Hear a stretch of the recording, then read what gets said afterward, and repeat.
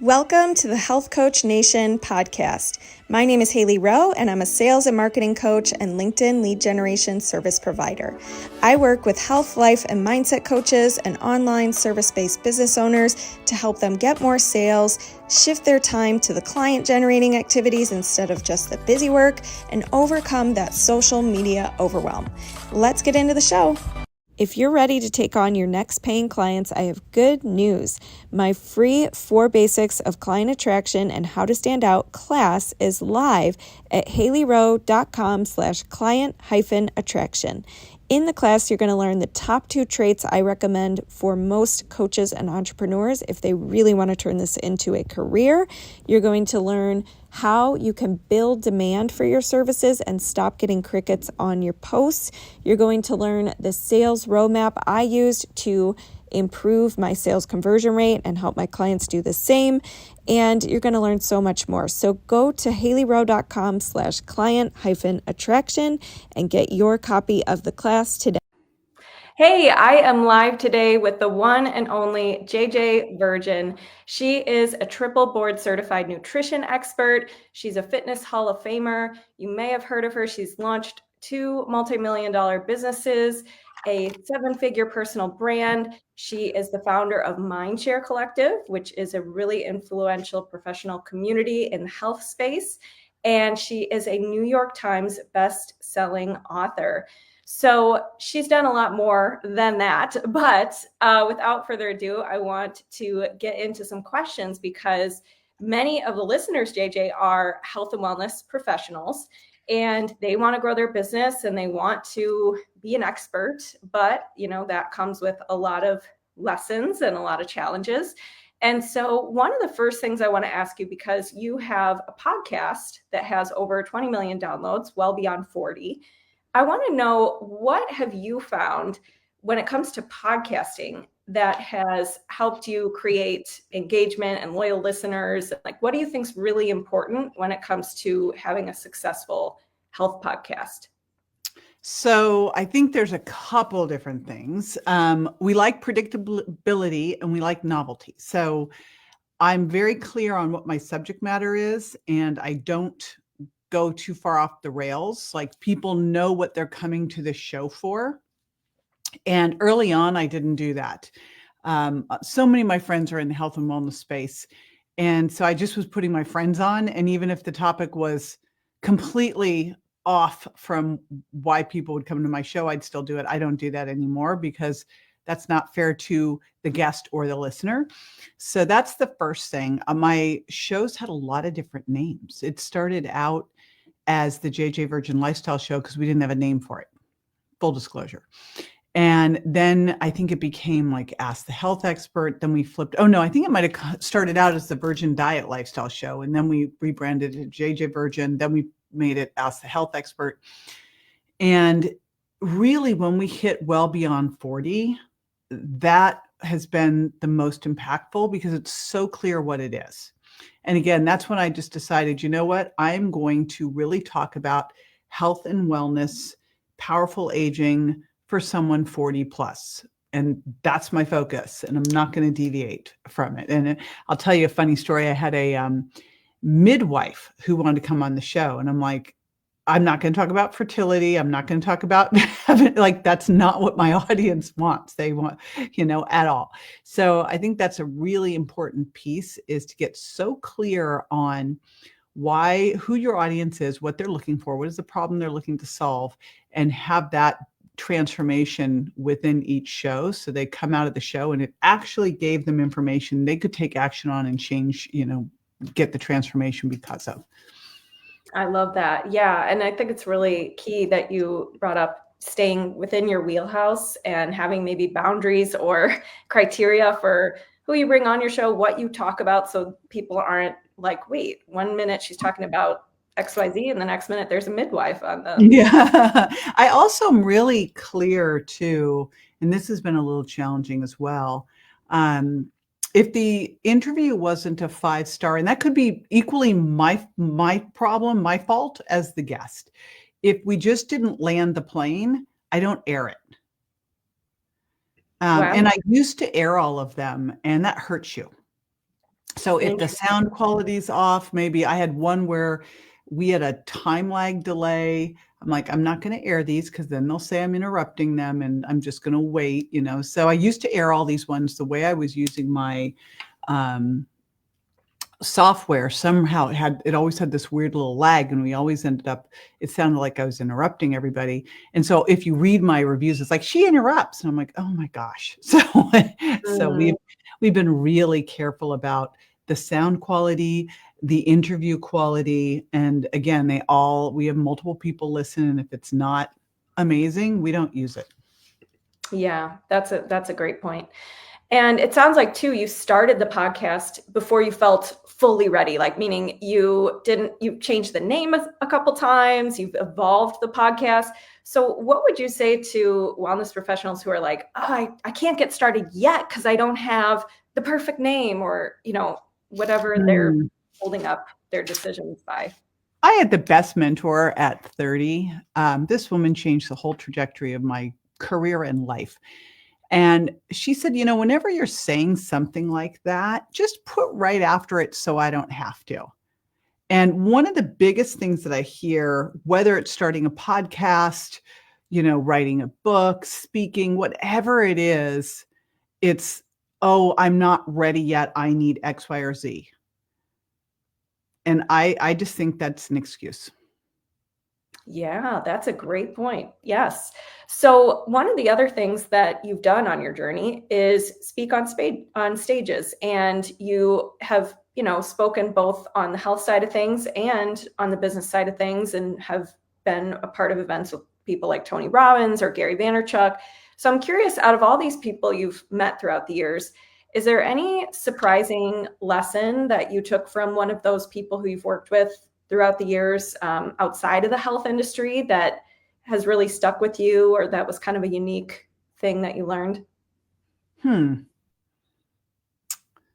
So learn from how I watched them on stage. What exactly is the lesson I Yeah, need? it could be something that you picked up about them and that you thought was interesting, or a lesson you took with you in your business, or even just a life lesson that they've shared with you that's really stuck with you.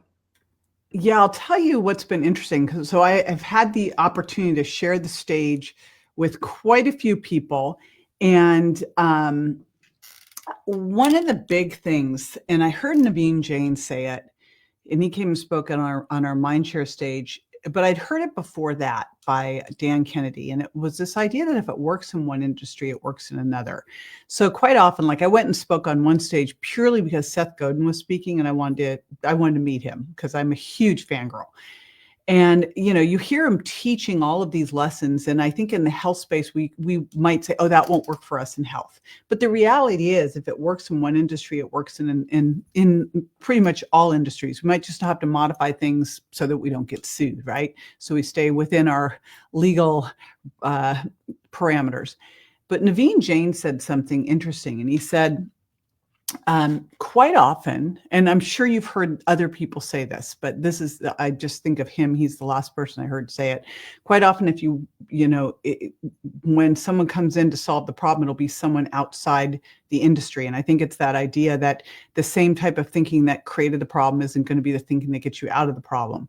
And so it's fantastic to learn, although I have a company where it's all health and wellness practitioners sharing ideas and teaching each other. It's also great to have people from the outside coming in, because a lot of times you need a different perspective to help you shift and get out of those blocks that you tend to get yourself into.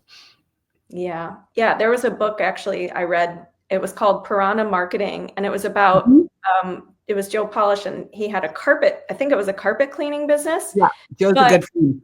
yes, but the lessons kind of were interesting to transfer and be like, how could this apply to an online business? Or how could this apply, in my business? So, Well, but totally. he heard that, like he got that initial information because he went to meet a guy who was supposedly very wealthy. He went out on his boat because he wanted to find out what he was doing.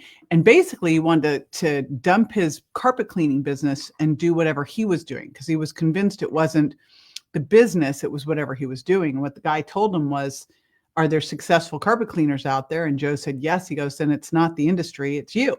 Right. And so he taught him what he knew from another industry that Joe brought into the carpet cleaning industry, and then taught tons of carpet cleaners, and now has a network of entrepreneurs that he teaches those principles to, right? And they're successful. Wow. That's a little fun fact. I did not know that. Yeah, there you go. I love it. So, all right, as somebody who has been in the field a long time in wellness, is there anything in particular, like maybe a health lesson or trend that you dismissed, but now you embrace it, or you think there's some truth to it or something like that? So I have been working in weight loss for 40 years. So I've kind of gone the whole circle of all the different trends from, like, in the 80s, it was all about eating low fat and eating vegetarian and even going vegan.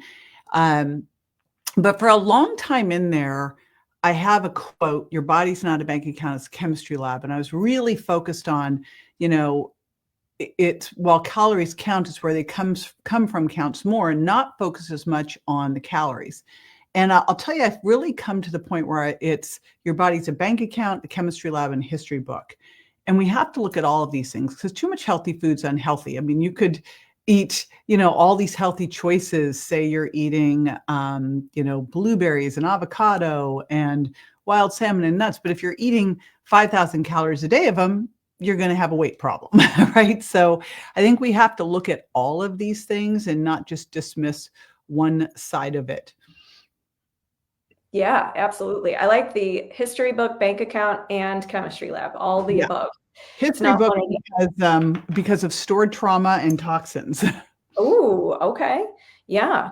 I think a lot of people don't even think about that part. They're just thinking about food, exercise, maybe sleep, So what would you say, and this is a bit of a pivot, but I know that you have done so many different things, books and, speaking and all these different things. And I'm curious if there was anything that at the time in your business felt like a big failure or a big mistake, or something that was at the time feeling very catastrophic, but you learned from, and how has that contributed to your success? Is there anything that sticks out to you? Oh, there's a bunch of things that stick out. There's two that I can think of that really were impactful. One was writing a book that was a complete detour, from writing diet books and cookbooks, and then deciding to write a book on mindset. And it was interesting, because I did all of the things that I typically do to market a book, but I missed the mark because I didn't know who the book was for, or why someone would read it. Like, what were they going to get out of it? And I didn't figure that out till afterwards. In fact, I even changed the title of the book after I published the book, from Miracle Mindset to Warrior Mom. And ultimately, I realized that it was really for a caregiver. And the big lesson is that in order to be the best caregiver, and we all will be one in our lifetime, right? The bottom line is we'll probably be it multiple times. We'll probably take care of our kids. We'll take care of our parents. We might take care of a spouse. We're all going to end up as caregivers. And in order to be a great caregiver, you have to give care to yourself first. But I didn't figure that out until after the whole thing. And I couldn't figure out at the time, like, what am I doing with this? But what was interesting is the story in the book and all the talks that I've done there actually did some amazing things for my business, but they weren't the same as, I just sold a shake, or someone just bought my program and is doing their fast fitness routine. It was a very different thing that I had to go, all right, how does this fit into the model? So that was the first one. And the second one was 7 years ago. And it was really a 11-year phenomenon of really deciding to sell my consumer brand, my personal brand business. And I sold it. It took 4 years of kind of soul seeking, deciding to do this. And it was like the stars aligned to make everything go wrong. Like, everything that could go wrong went wrong. The person who I sold it to, one of my closest friends, who is, still one of my closest friends to this day, who I absolutely adore, got married, and basically was outside of the company for a while, brought in a new CEO. They took it sideways. They kicked me out. They like all this stuff happened. And I learned some very important lessons. And you hear this all the time. I've had this now with friends. I can think of 3 friends right off the top of my head who've sold their business and had this issue. But mine was bigger because I sold my name. And thankfully, my friend, the founder, helped me renegotiate a deal because they kicked me out. And then as they were destroying it, they go, oh, doesn't work without her. And they brought me back in. And so when I came back in, I renegotiated that if I left again, I'd leave with my name, all my stuff, my properties, my website, everything. But it was an important lesson because, when you sell your name and likeness, and then people start to promote things that are against everything you believe in, and I'll tell you what it was they were promoting. They're promoting health at any size. And I think that's really unfair. An unfair thing to teach people. To teach someone that they can be obese and healthy is just untrue and not good for them. You're going to explain to them when they die early that you were wrong on that one. So that was the final straw for me, where I was like, take my name off everything. But it was an important lesson to learn. It's like, be careful what you sell, and how it might reflect back on you. Wow. Yeah. And it's hard because it probably felt really outside of your control, and very overwhelming, and a lot of pressure to have your name tied to that. So when you have situations like that, where maybe there's a lot of, and I think just in general, if anytime you become a very successful entrepreneur, there's just a lot of demands on you and pressure and people saying what they want to say about you. Is there anything in particular you do to stay grounded, not let that get to you, recenter yourself? Yeah. It was funny early on, another mentor told me, don't think this gets easier. It's just more zeros, right? And that first mentor at 30 said, you never wish it was easier. You just make yourself stronger. And if you look at the most successful people out there, they don't have less stress. They don't. They have the ability to tolerate, to be more resilient in that situation. And so, that's just what I've done, is just learned how to tolerate higher and higher levels of stress. Something that might have bothered me 20 years ago it's a blip right on my radar screen now. And if you're going to build a business and you're going to build a big business, you'll likely get sued. People are going to say mean things. We used to do these awards at Mindshare called the Insanity Awards, where we would celebrate the mean stuff people would say because we knew it was going to happen. I mean, it's going to happen. It's going to happen. If you're going to go out there, take a stand, even if it seems innocuous. I remember looking at Rachel Ray's social media before I was going to go on her show because I wanted to learn about her. And I go, man, people are saying mean comments to her about her pasta dish. Give me a break. I know. I'm like, what are we doing?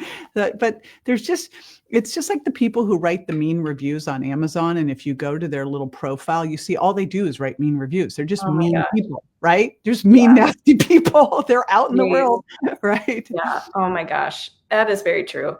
You usually, when you look at the people who are leaving those comments, you're always like, all right, well, we probably won't take this too much to heart.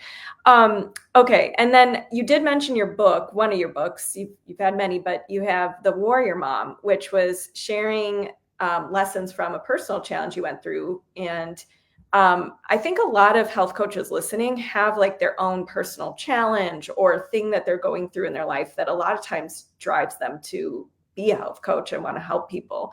But a lot of times they're trying to figure out how do I share that story, and does it make sense to tie it into my brand? And, how do I connect more deeply with my people?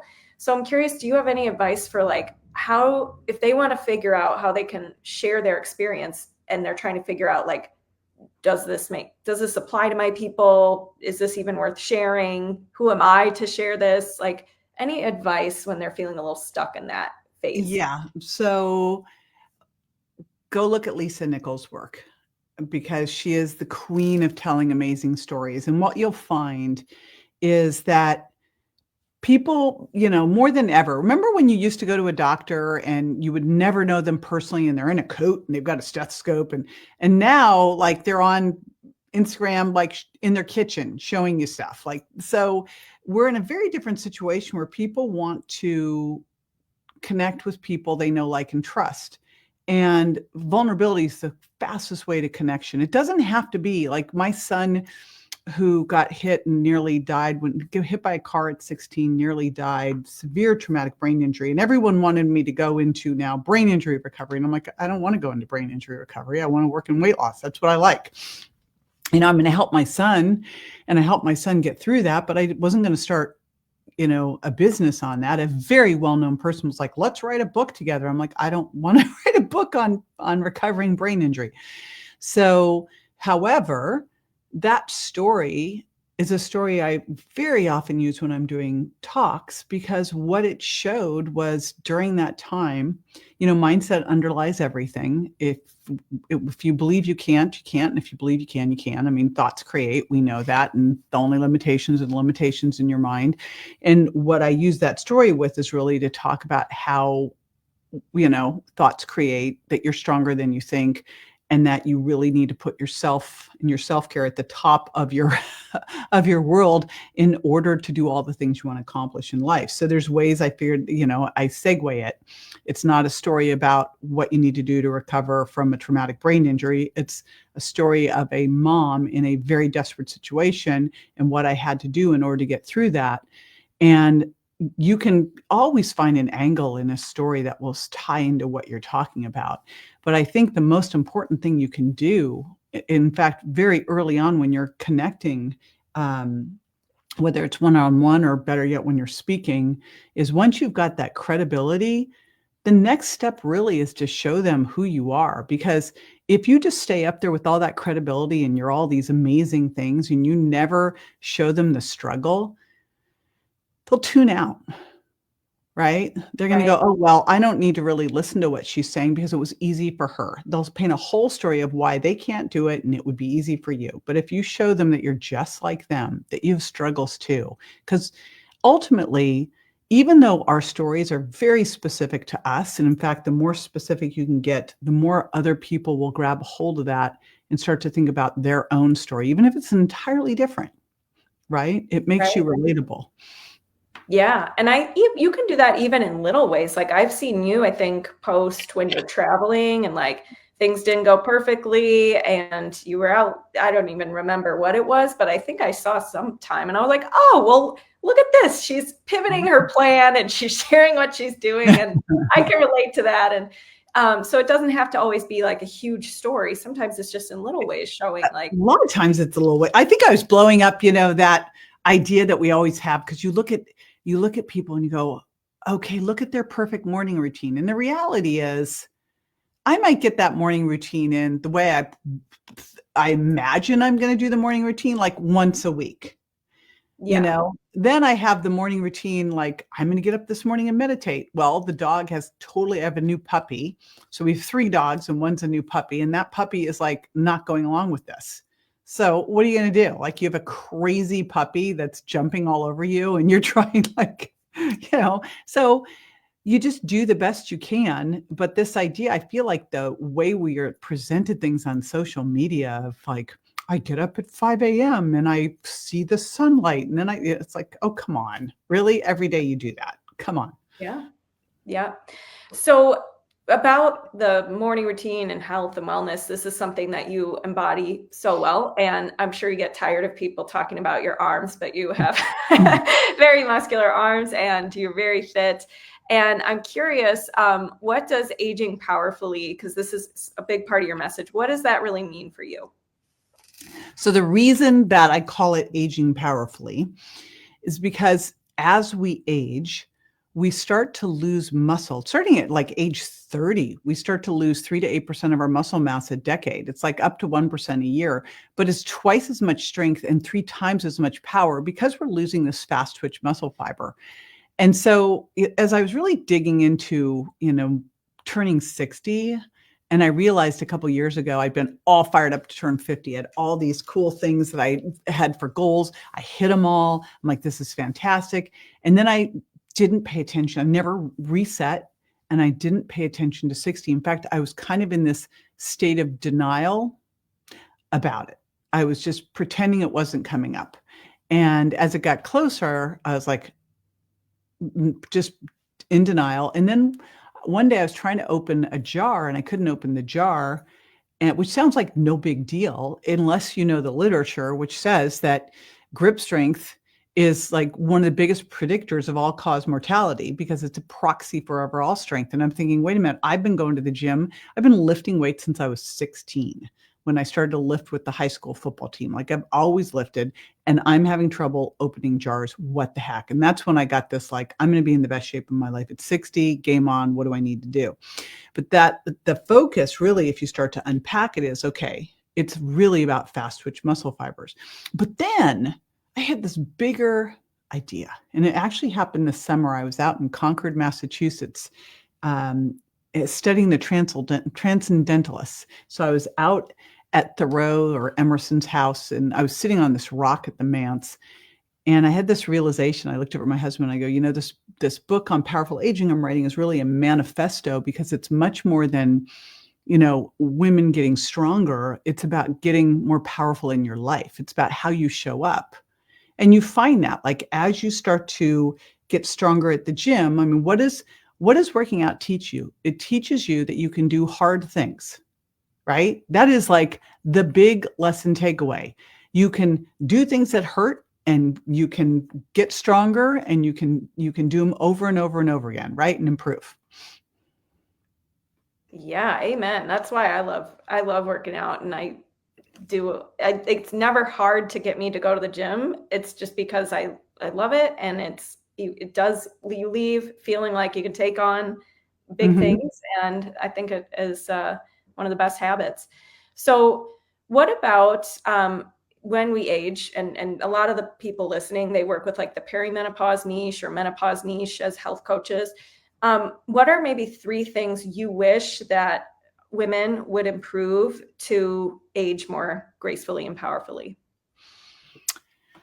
So first off, it's a mindset thing.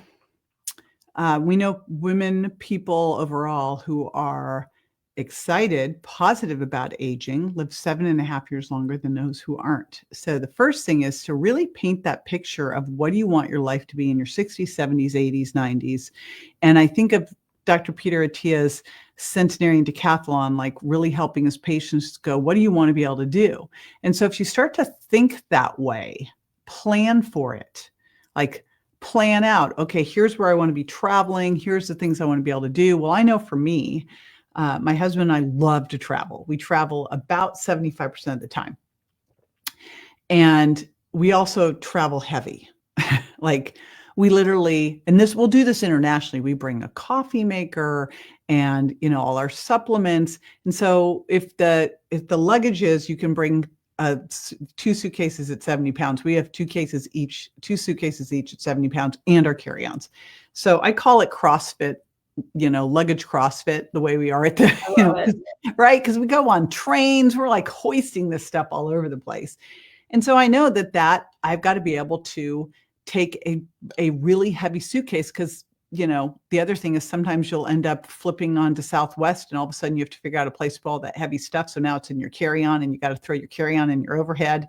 And so, I've got to be able to do a clean and jerk and toss it into the overhead. I want to be able to run upstairs with heavy stuff. So I think of all the things that I want to be able to do. And I know that in order to do those at 70 and 80, I got to do them even more so at 60. That we got to train for these things, right? Yep, training for life. Yes. All right. So, and I know you're big on protein too. That's probably, would you say that's the missed one? Well, you look at, so obviously mindset and really getting excited about what it is and setting some goals, right? Do the DEXA, get a challenge, set your goals for what you want to do in terms of maybe your squat or pull-ups. Like right now I'm working on being able to do 4 to 5 sets of 10 pull-ups. The next one is, of course, as we age, we get more anabolically resistant. Now, I think some of that happens because we are not doing resistance training like we should, but we actually need more protein as we age, not less. We get less sensitive to it, the essential amino acids. So we need both the stimulus of resistance training and we need the protein. So 1 gram of protein per pound of target body weight. I also think that we should be taking creatine and essential aminos alongside it, and collagen, because quite often where we get hurt is in our connective tissue. Collagen's not helping you build muscle, and you'll see all these people going against collagen online because it doesn't help build muscle. But in order for you to build muscle, you've got to have strong connective tissue, and that's where collagen comes in. So yes, I'm protein. And then of course the actual exercise matters. And you can build as much muscle doing machines as free weights, but in life, we're not bolted to the floor.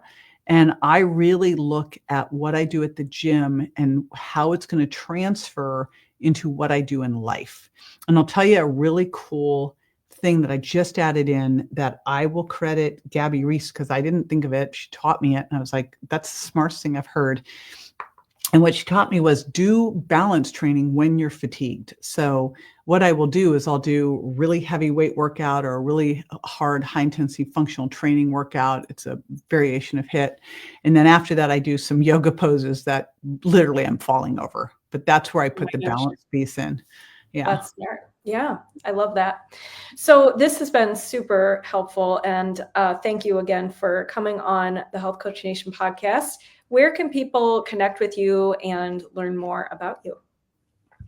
So if you're a health coach on we're actually in the middle of a rebrand right now. So over this course of this year, Mindshare Collaborative is turning into the Health Biz Growth Collective, because I realized we started out as a small group of people sharing ideas, and it turned into a whole lot of people getting together to build and grow their health businesses. So we decided, let's call it what it is, which is really marketing 101. But in there, we do have a multiple streams of income guide that gives you, one of the big things that I'm a proponent of is creating that core offer, but then creating income streams off of it so that, if something goes sideways, you're covered. I think we learned that with the pandemic, like have a couple different income streams. So that is ms365.io/MSI. And then of course, my consumer brand is jjvirgin.com, and lots of different avenues there with podcasts, et cetera. Amazing. Well, thank you so much. We'll get those in the show notes, and I'll talk to you soon. Thanks so much for listening to this podcast. And if it's really helpful for you, I'd really appreciate if you share it and or leave a written podcast review. This tells the podcast sites that our show is useful and it will be promoted to more people that way. Thanks again.